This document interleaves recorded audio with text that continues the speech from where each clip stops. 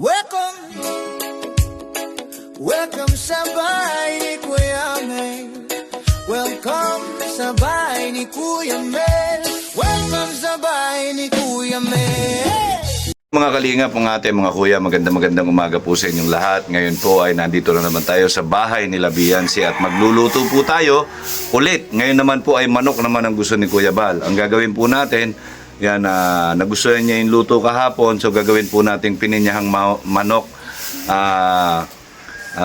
spicy pineapple chicken adobo. Ayan, panangalanan ko ng spicy pineapple chicken adobo. So ayan po yung pinangalan natin. So eto na po yung mga ingredients, papakita ko po sa inyo. So ayan po, nag-slice po tayo ng nag-mince tayo ng garlic, ginger and onion. So mas maraming garlic, onion and ginger, mas masarap po. And then meron po tayong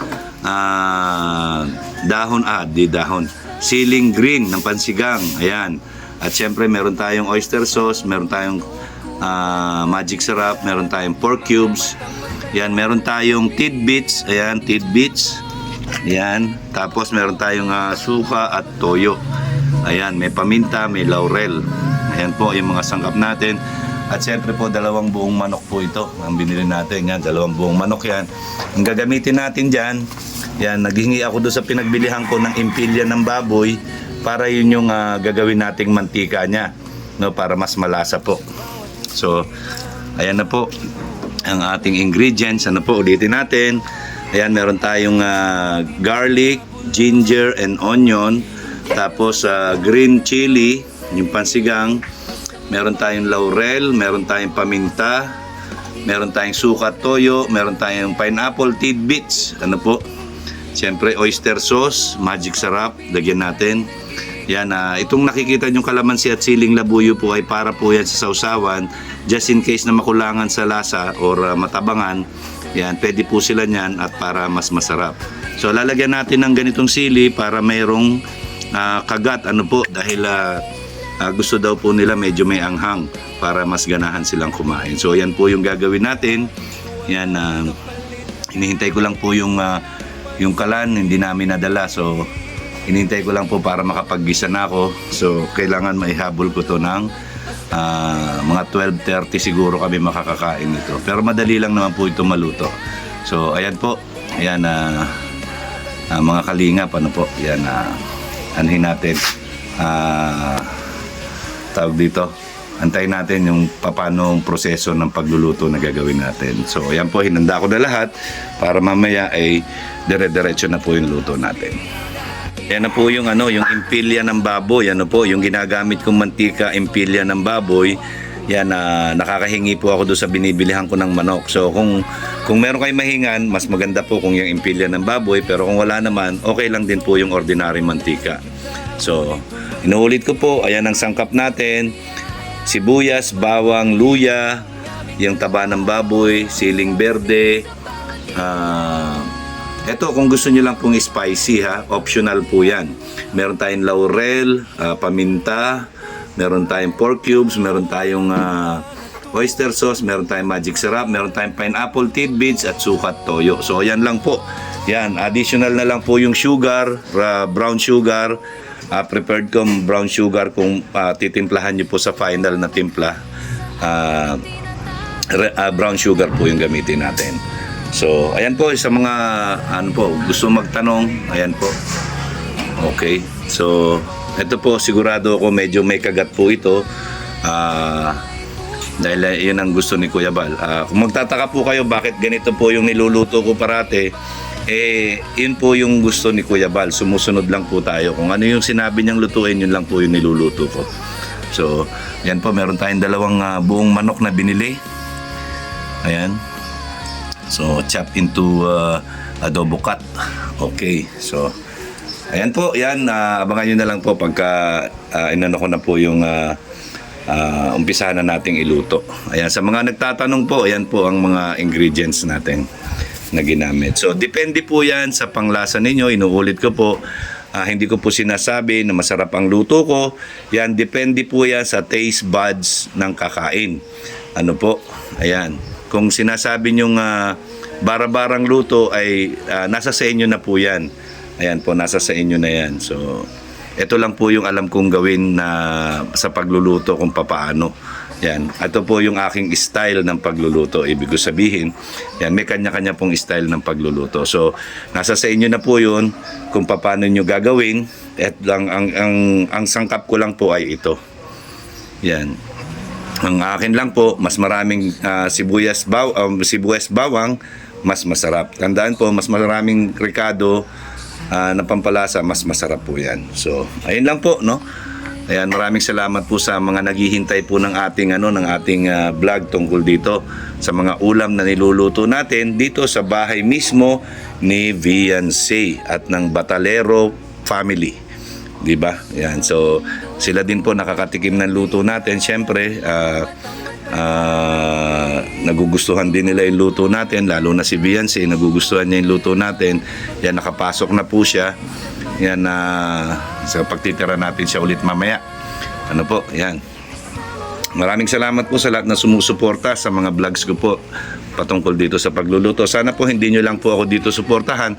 Sana po sa mga ibang lugar na pagluluto ko ay suportahan nyo din po ako. Ayan. Yung kung sasabihin ng iba na paulit-ulit ang niluluto ko, yun po ay depende sa gusto ni Kuya Bal. Inuulit ko po yan, depende po sa gusto ni Kuya Bal. So, yan po at abangan nyo po yung mamayang gagawin natin.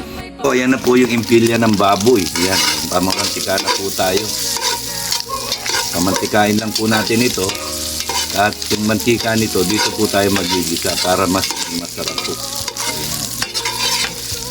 Tayin lang po natin siya magmantika. Ayan.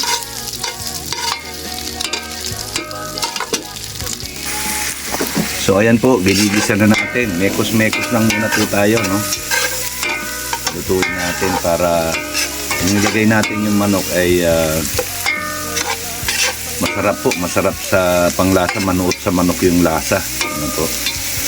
So syempre, ilagay na rin natin yung luya.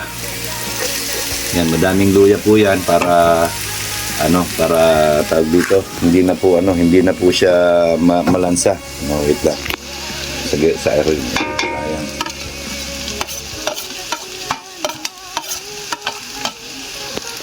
So, ayan po.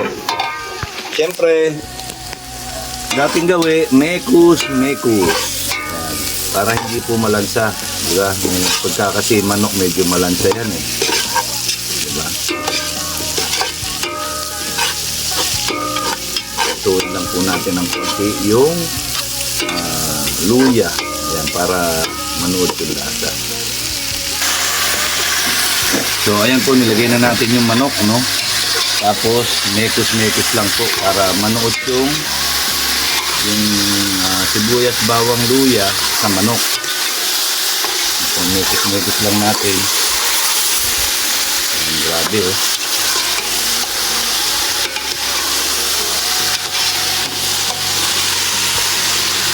Yan po yung, ito po style ko po ito, hindi ko sinabing gayahin ito. Mayroon pong iba-ibang estilo ng pagluluto.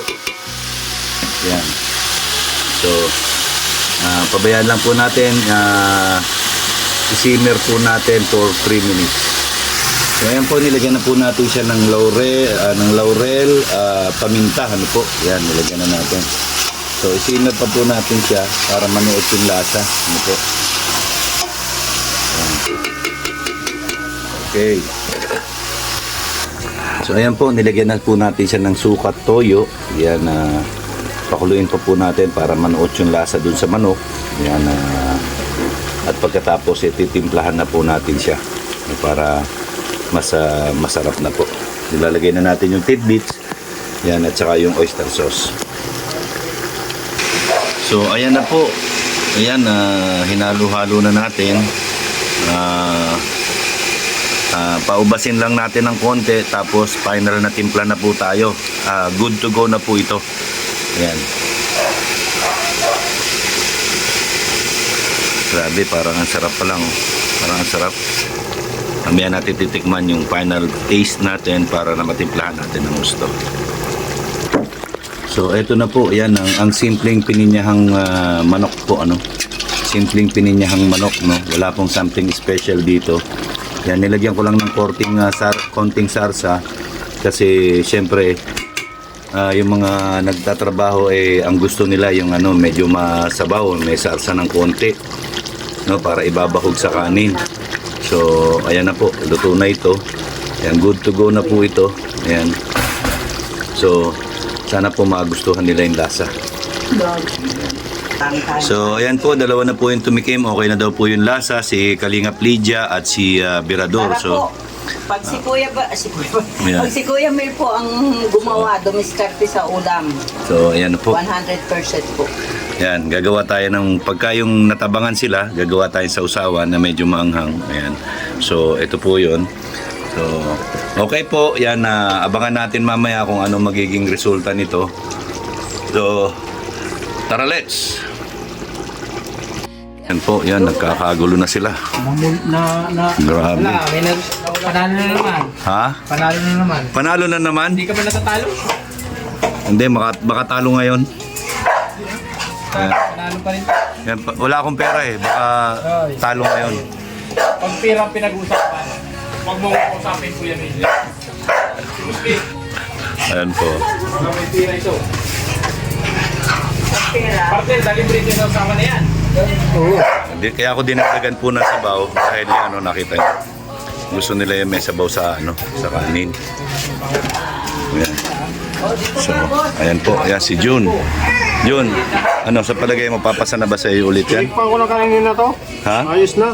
Ayos na. Talagang quality mga kalingap. Quality. Talagang the best. Quality talaga. Araw-araw tayo dito magtrabaho. Grabe. Ito kaya lang. O, tingnan nyo, kaya gusto ko po may sabaw. Ayan, tingnan nyo. Kaya may sabaw. Best. Talo na naman.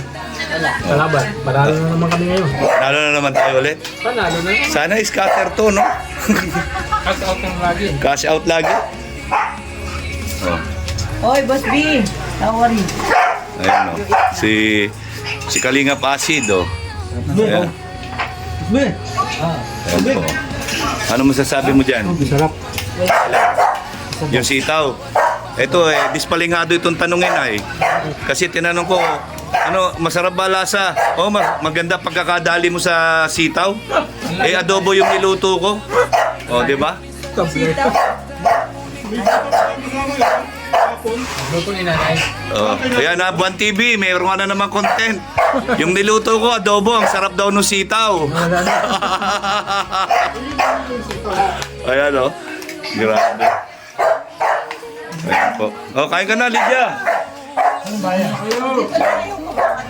Yan, sila Kuya Bal po ay padating na po. Kaya pinauna natin na itong mga nagtatrabaho kumain. Mag-itay ng masarap na luto ni Kuya. Yan. At kumain. Ayan po. Ayan, grabe Ayan, masarap ito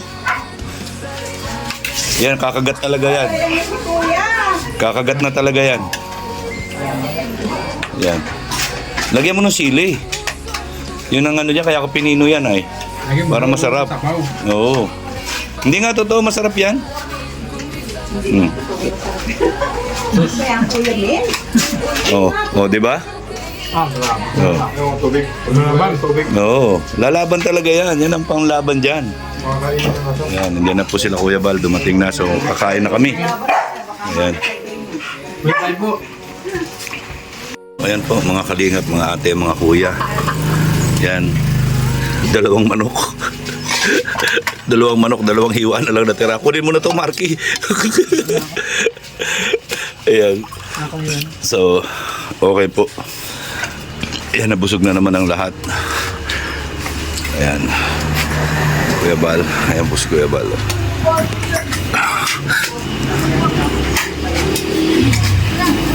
Birador. Si Jenny Lynn.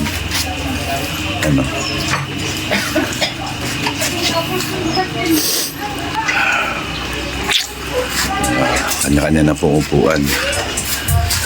Yan, si Tess, hindi na dapat tinatanong yan si Tess. Kasi nawawala sa sarili yan. Ayan.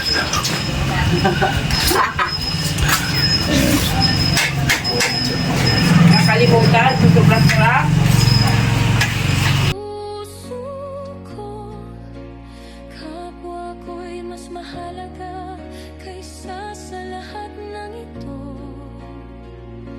Sa bundok, gubat, tabing dagat, mga